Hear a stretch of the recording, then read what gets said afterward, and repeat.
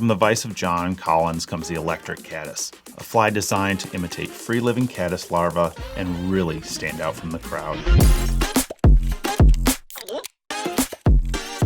Hey everyone, Matt here with The Northern Angler. You can find all the materials for this fly and tons more over at thenorthernangler.com. This fly immediately grabbed my attention. By combining two common materials, John has created an extremely realistic caddis body that fish love. They're not too tough to tie and they look great in a box or in the water. All right, let's start with our hook securely in the vise. This is the TMC 2457. This is a size 12. 2X, 2 wide, 2 short, 2 everything. Great nymph hook for trout and for steelhead. I'd probably size up if I were going to fish this fly for steelhead. Let's start our thread just behind the eye. This is 6/0 in fluorescent green. You can also use chartreuse. You know, different companies kind of do a few different things with colors, so you can choose the color you like best. I've even had good luck with just plain white on this fly. You know, something simple. We're gonna wrap back into the bend and then back. We're just creating a basic little thread foundation here, thread base. And then I don't wanna wrap all the way back up to the eye. I kinda wanna leave some space up front for our thorax. And our body is really cool. This is ultra wire inserted into stretch tubing. This creates a really cool look for this fly. On this size fly, I'm using small tubing with brassy ultra wire.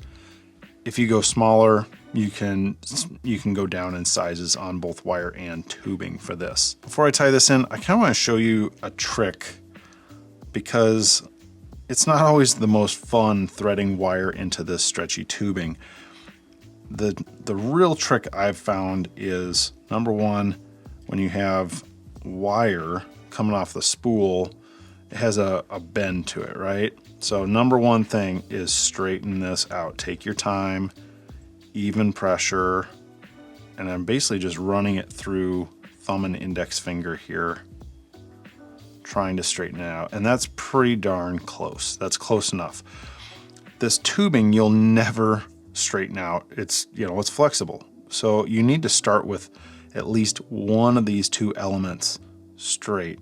And I'm just gonna insert this into the tubing. And the first part's real easy because I'm just feeding this in slowly. You wanna grip the wire close to the tubing. If you grip back here, it's gonna, you know, away from the tubing, it's gonna bend. So I'm just slowly inserting. This is pretty easy.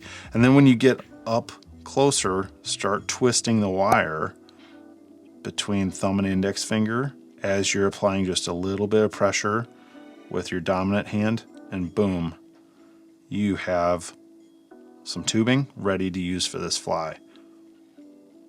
I'm gonna trim off the ends here with my pliers, not my good scissors. Never cut wire with your good scissors.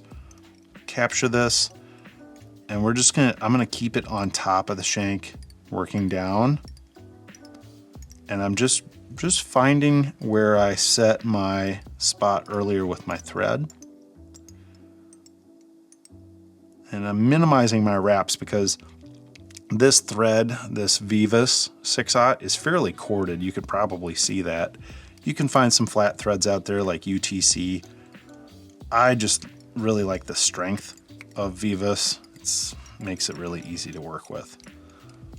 Work on back up to where I tied in. I'm gonna do a half hitch, do a second one, just lock things in place, bring my bobbin cradle over. And you can wrap away or towards you. I'm gonna wrap away on this one, just makes it easier to tie off. Make sure it's all about getting things started correctly. It's a little wonky with a hook that's this curved, but the trick is to not be in a rush. And this tubing almost becomes translucent, and that's the coolest part about this fly. So I've reached my thread, cradle out of the way, come in and capture this and treat it like wire. You know, luckily it has some memory, obviously. That makes it real easy. But the one challenge is you're not going to be able to do any sort of helicopter here. You're just going to have to trim. And then I use my thumbnail to just kind of press it into the hook here, because I don't want to catch that edge with my thread. All right, I'm going to come up here. I'm going to do just a quick whip finish.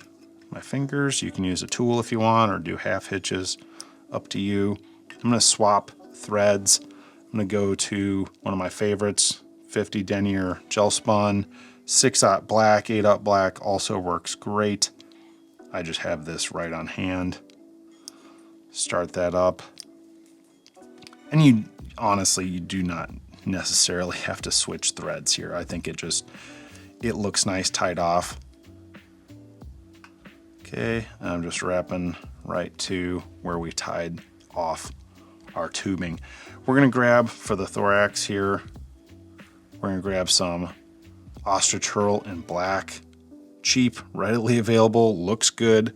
The only real limitation with ostrich herl is it doesn't do great on real big flies. You know, if you go up any further sizes, you might just want to dub this section. Don't start at the tip. Tips are weak and a lot thinner. We don't need all that much, so I'm just going to tie this in about mid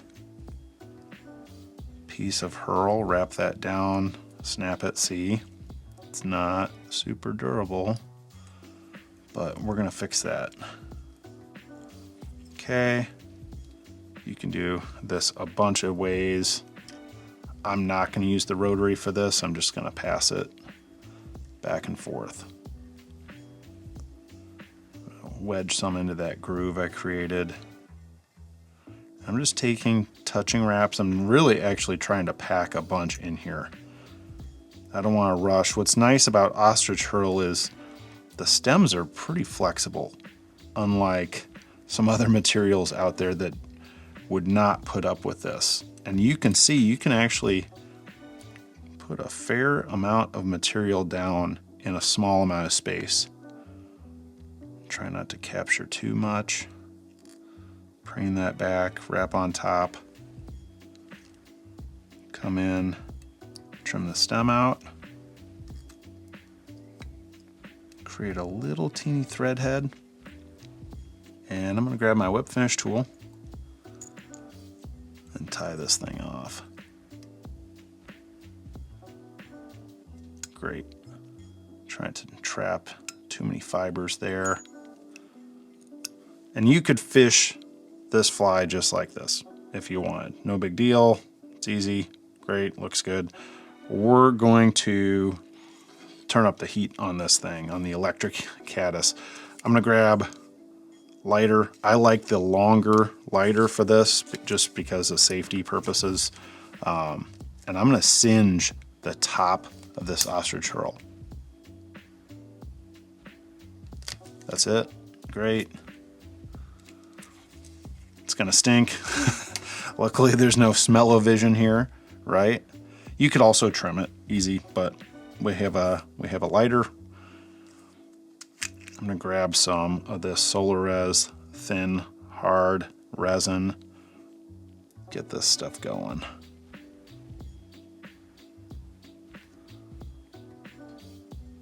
I'm gonna build wing case that's pretty sizable over the top of this ostrich herl. And I'm not adding any at this point, I'm just spreading with the needle, just so you know. Less is usually more. Okay, that looks pretty cool. Hit it with the UV light here.